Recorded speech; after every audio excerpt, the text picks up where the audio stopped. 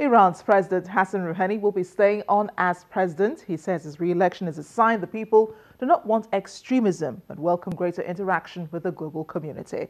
And that leads us into other discussions in diplomatic circles.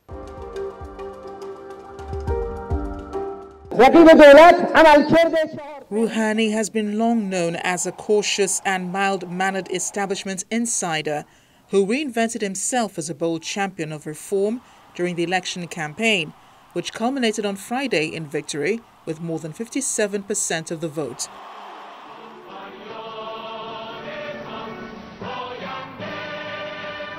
His main challenger, hardline judge Ibrahim Raisi, received 38%.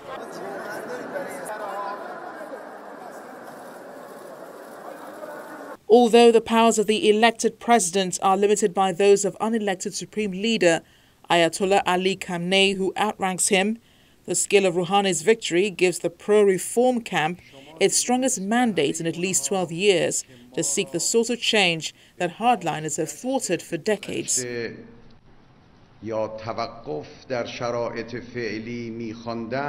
re-election is likely to safeguard the nuclear agreement Rouhani's government reached with global powers in 2015, under which most international sanctions have been lifted in return for Iran curbing its nuclear program.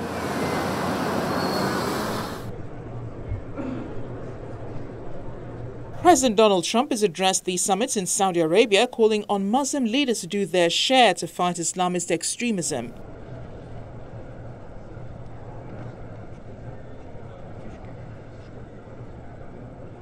The U.S. president, who generated controversy with his push to ban many Muslims from entering the United States, described the fight against extremism as a battle between good and evil rather than a clash of civilizations.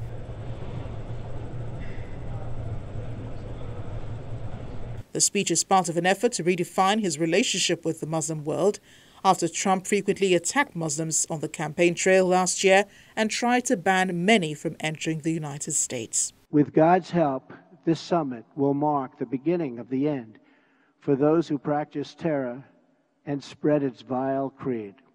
At the same time, we pray this special gathering may someday be remembered as the beginning of peace in the Middle East, and maybe even all over the world.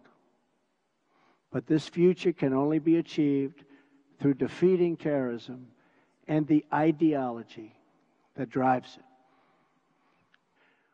When young Muslim men and women should have the deadliest toll has been exacted on the innocent people of Arab, Muslim, and Middle Eastern nations. They have borne the brunt of the killings and the worst of the destruction in this wave of fanatical violence.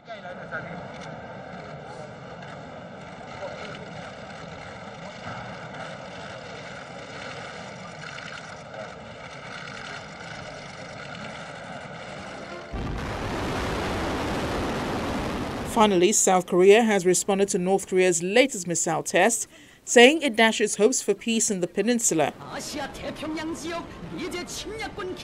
North Korea on Sunday fired a ballistic missile into the waters coast of Japan, its second missile test in a week, and in what military officials say appears to be an upgraded version.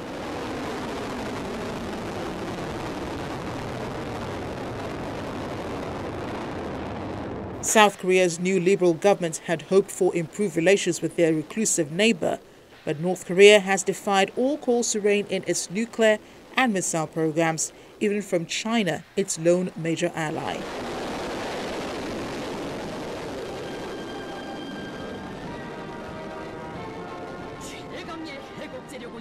The North has been working to develop a nuclear-tipped missile capable of striking the U.S. mainland, and on Saturday, they said they'd reached their goal.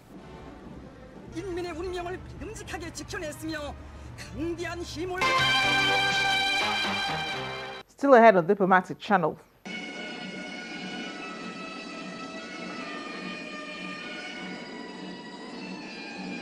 Leader of the free world, Donald Trump, makes his first foreign visit since becoming America's president. Do stay with us.